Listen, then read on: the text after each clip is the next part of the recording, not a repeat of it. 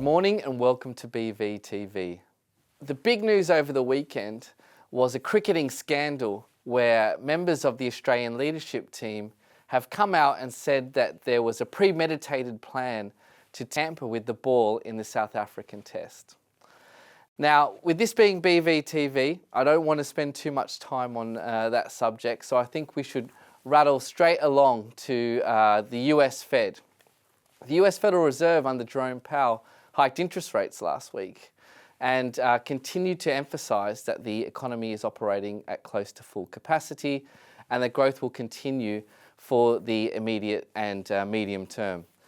So they hiked interest rates by 25 basis points, and they also put in their forecast for what they expect going forward, and it continues to be a very slow and gradual pace of tightening. Now, if we look at the history of the US Fed funds chart, you can see that interest rates are still well below a normal level, can still be described as ultra easy and highly stimulatory.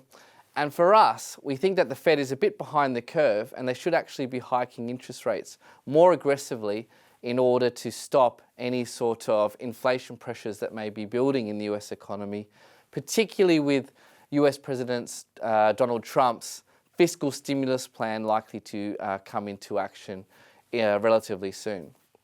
Now, the interesting thing about when we start to embark upon Fed rate hiking cycles is that they normally end in some sort of event, and the Fed will only stop hiking rates when the US starts to enter into a recessionary or a declining growth type of environment, as you would expect.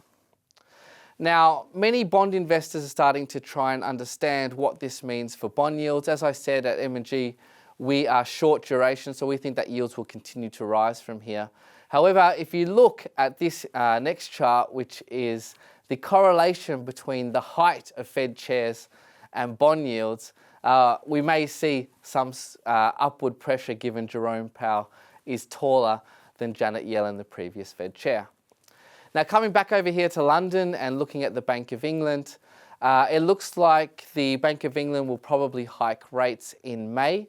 The market is now pricing in around about a 75% probability of a Bank of England rate hike in May, with another one towards the end of the year. The market was encouraged that the UK government was able to announce a transition agreement with the EU. But the interesting thing in the bond market is that the longer end of the gilt curve has started to flatten and is getting close to inverting.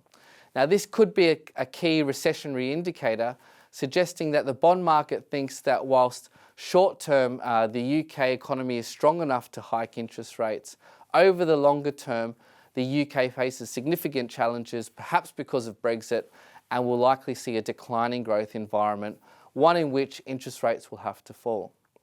Now, moving on to three key things for the week ahead. It will be a short week given that it is Good Friday this Friday and we have the Easter break.